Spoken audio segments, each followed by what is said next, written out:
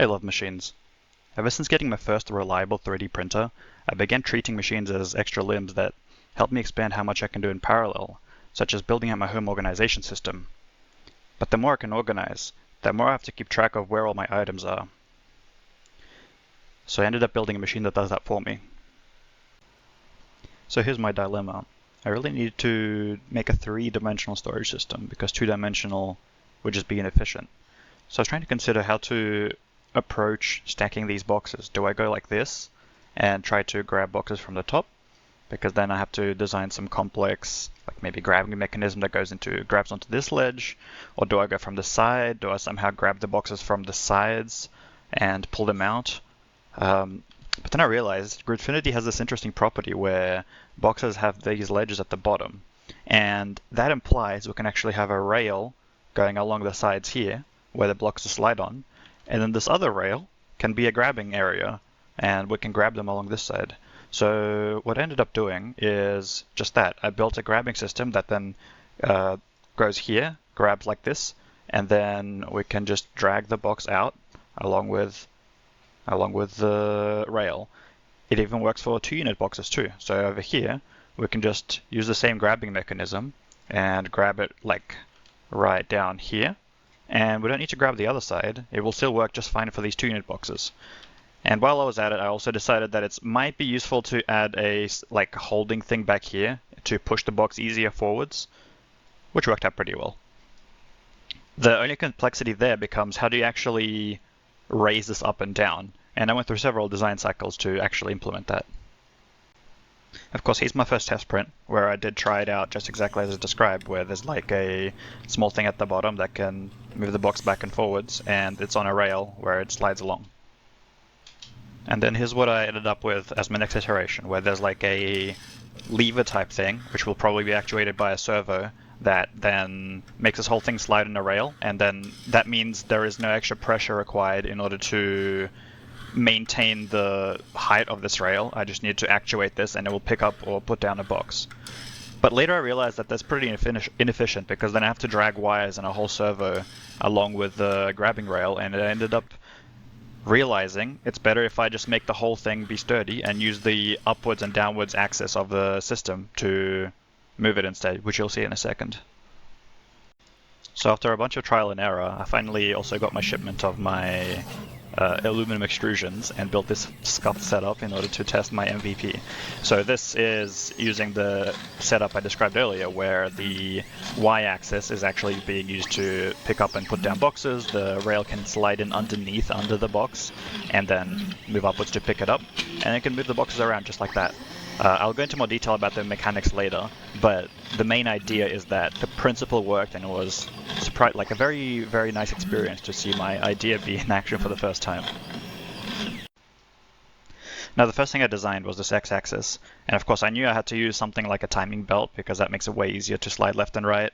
I used a timing gear stepper motor that I stole from my Ender 3, and for the y-axis I used a linear screw that also came from my Ender 3 along with a corresponding stepper. And I also designed in these 2 extra wheels for stability. These are 3D printed with a screw that goes into here so that it actually stays inside on these bearings. But turns out it doesn't matter. I printed this out of ASA. Could probably do it out of ABS as well, but I have plenty of ASA laying around. And without these extra wheels, it was stable enough, so I just don't even use them in the real version right now. I'll have to remove this from my design at some point. And then to clip onto the belts, the timing belts, I decided to use just a nub like this, which I zip tie the belt onto, and it seems to work surprisingly well. So that's how I get it to move left and right.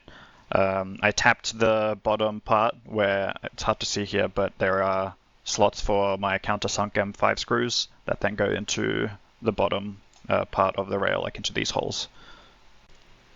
And here you can see more of my bottom rail setup where I have this side, which has the idle gear. You can't see it in this setup, but it is just another piece I stole from the Ender 3, which then attaches to this stuff where there's the tapped screws here, T-nuts here, more T-nuts down here, and then that gets mirrored on the other side where, again, the tapped screws here, T-nuts here, and so on. Now this is probably the most complex piece of the whole thing, where we have the actual grabber pinion, where I made this gear run by a very, very underpowered stepper that pushes this whole rail forwards. The complex thing was I really wanted to have some sort of way of detecting pressure, and the best solution I found was to make the stepper itself rotate, and when it pushes too hard, it actually deflects this bearing, which then pushes against this switch that I also stole from the Ender 3. And then I can adjust the torque required for the switch to be pushed by moving it backwards or forwards, so changing the lever actuation strength. So because this lever has a spring here, and then the rail itself, it has a bit of a slot that slides on these wheels. I also managed to fit an NFC reader down here to read the box's NFC tags at the bottom. Other than that, one end stop switch for this side, and everything else just kind of slots together. And then here you can see more of the full setup where I did a boolean to intersect with the actual attachment stuff. So here you can see the lead screw nut that attaches to the lead screw and the V wheels that attach here. Printing it out of PLA was surprisingly sturdy still, and it works just fine, and everything else is what you just saw earlier. Now, just to be clear about these designs, will I be open sourcing this? Probably not. I'm very novice at this stuff. I only started learning CAD around 5 months ago, so it feels like I'm a primary school or open sourcing their math homework. It's just so badly done. But I'll keep improving as I go, and I'm happy for anyone else to pick up the torch for me. Feel free to improve on the idea in any way you can. So let's look at the actual setup. Here's my rat's nest prototyping area where I'll clean this up in the future. This is the 24 volt power supply from the Ender 3, the Raspberry Pi 3B that I've had for years now, the Fly Mellow clipper board that is 7 axis, which is very much overkill here. I'm waiting for my 4 axis board to come. And then here is the gantry itself. This is the RP2040 that connects to my NFC reader down there through the wires, which then goes over USB over to the Raspberry Pi over here. And that reads all my NFC reads. Then here is the rack itself. You can see my tolerances are actually very low, even though it wobbles so much, it seems to perform pretty well, and I don't really have issues there. You can see here I zip tied the timing belts on, that works just fine. And over here you can see the emergency stop button, which can also double as a torque button when I'm doing things like measuring box length. Now, of course, a storage system by itself isn't useful unless it's also automated in terms of finding each individual item. So I have this app I made a while ago where I can keep track of all the items, for example, like this box under my bed with all of the Gridfinity boxes inside of it. But one of those containers is also my ASRS. And inside the ASRS, here's all the items in there, and I can, let's say I want my CAN transceivers, I click on that, and I can just get from ASRS, and it will queue up a get operation straight to it.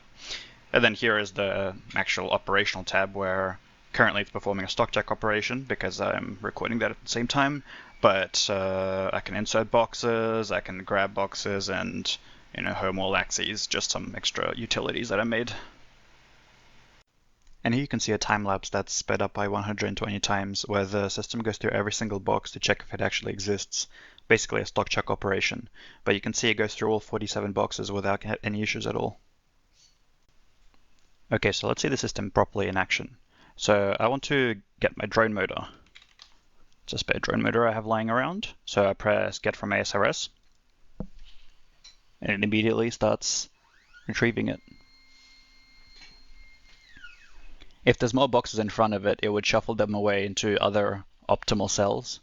But this one, that's the frontmost box. So it gets taken out and goes straight to the output rail.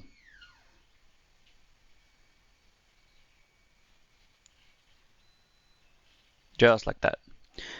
So, and then the machine moves back to its home position.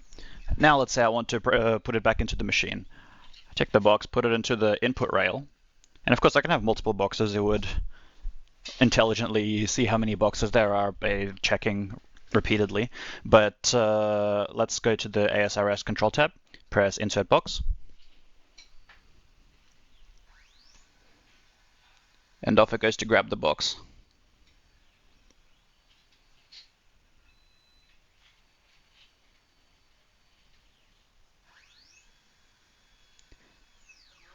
Now you can see it measuring the box length. So it uses the torque sensor by slowly incrementally moving at the 1 unit and 2 unit positions. So now it measured that it's 1 unit box. And then it picks a new slot to put it into.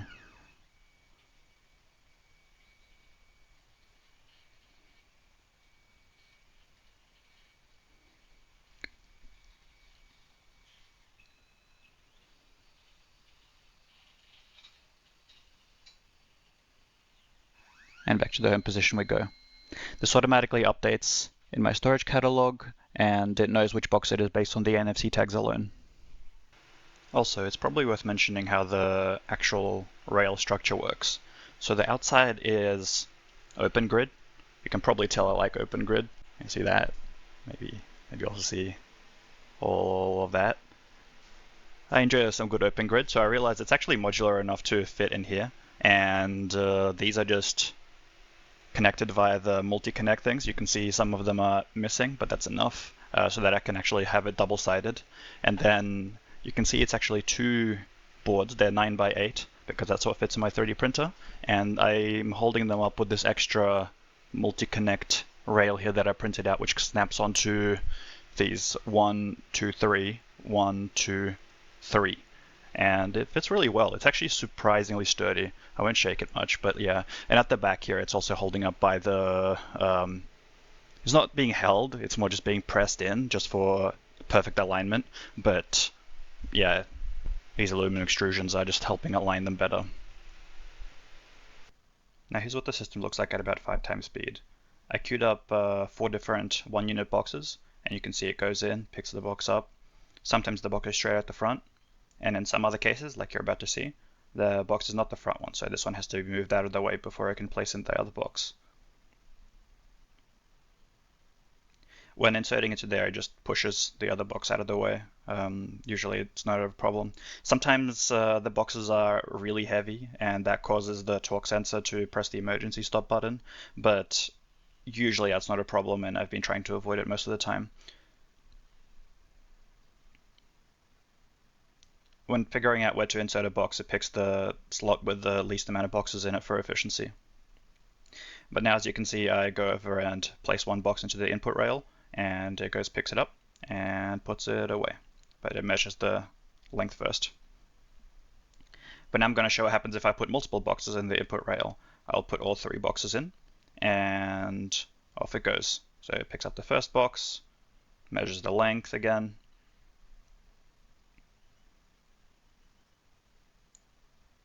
second box,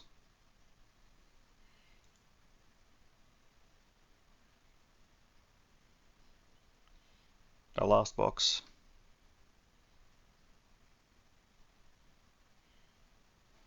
each time this updates straight into the storage catalog online. And now it tries to get the 4th box, but it doesn't exist. There's no NFC tag, so it goes back to home.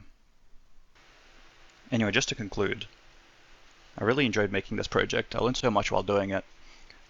I won't hold these ideas to myself. Please improve on this idea.